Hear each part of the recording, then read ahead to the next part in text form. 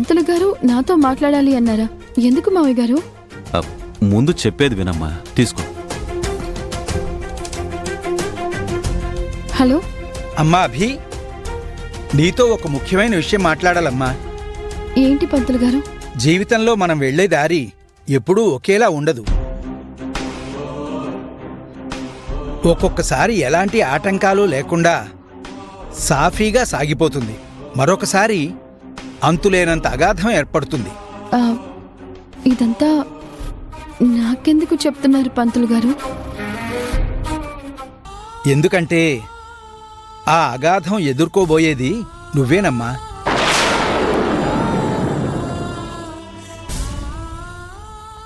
ఈ రోజు నుంచి నీకు కొన్ని చెడ్డ రోజులు ఎదురవబోతున్నాయి.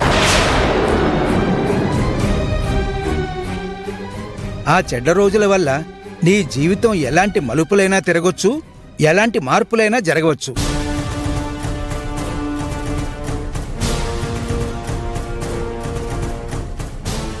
వాటిని ఎదుర్కోవడానికి, వాటి నుండి బయటపడ్డానికి నువ్వు అనుక్షణం చాలా అప్రమత్తతతో ఉండాలమ్మా. ఏం మాట్లాడుతున్నారు పంతులు గారు? చిత్రగుప్తుడి నోము సమయంలో ఆ పొంగుముడి విడిపోకుండా ఉంటే బావుండేదమ్మా.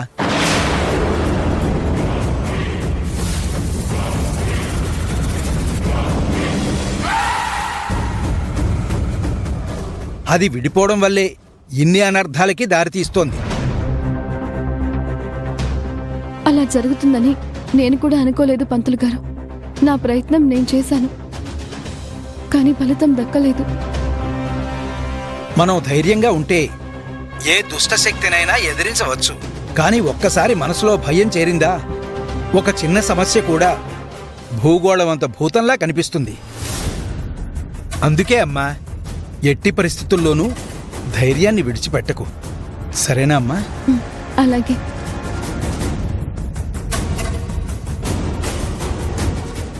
ఏమైందమ్మా? పంతులు గారు ఏమంటున్నారు? ఏం లేదు మావయ్య. అమ్మా అభి, నువ్వు నా ముందు కూడా నిజాలు దాచాలనుకుంటున్నావా? చెప్పమ్మా. ఉన్న సమస్యలు సరిపోలేదన్నట్టు రాబోయే రోజులు కూడా నన్ను భయపెడతాయట. కొత్త కొత్త సమస్యలు నా జీవితంలోకి రాబోతున్నాయట. ఆ సమస్యలు నన్నింకా పరీక్షలకి గురి చేయబోతున్నాయట. అభి, ఏం మాట్లాడుతున్నావమ్మా? అవును మావయ్య, మరిన్ని సమస్యలు నా జీవితంలోకి రాబోతున్నాయని పంతులు గారు చెప్పారు. నోములో వేసిన కొంగుముడి విడిపోవడం వల్ల లేనిపోని అవరోధాలు వస్తాయి అంటున్నారు.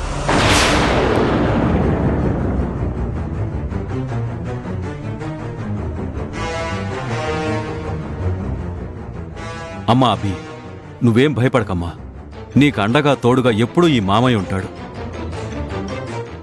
ఎంత పెద్ద కష్టం వచ్చినా అది ఎదుర్కోవడానికి నీకు బలంగా నిలుస్తాడు. అర్థమైందా? నేను భయపడేది నా గురించి కాదు మావయ్య. కుటుంబానికి ఎలాంటి సమస్య వస్తుందోనని, కుటుంబం ఎలాంటి ఇబ్బందుల్లో పడిపోతుందోనని,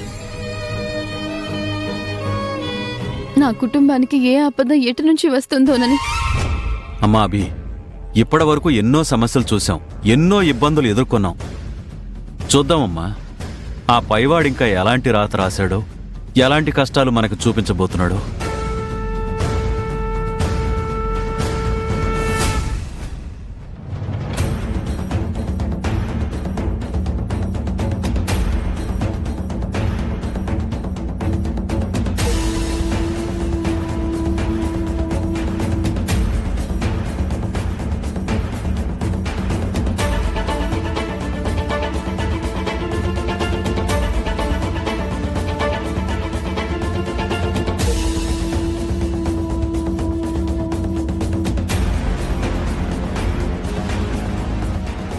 వదినా, అక్క, నేను మళ్ళీ చేస్తాను.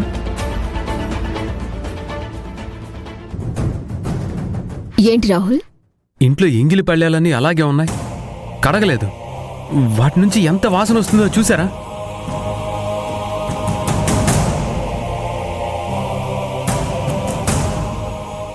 ఇప్పుడేం చేయాలి రాహుల్?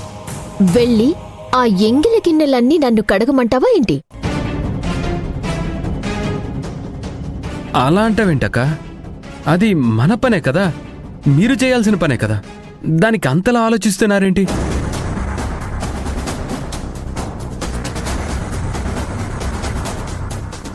చిచి, ఏంటి మట్టి?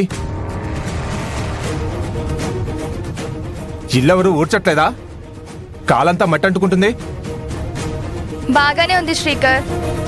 ఇంట్లో ఉన్న దుమ్ము ఎత్తుకుపోవడానికి పైవాడు సుడిగాలు పంపిస్తాడా ఏంటి అన్నట్టు ఇల్లంతా దుమ్ము పేరుకుపోతే మమ్మల్ని ఏం చేయమంటారు?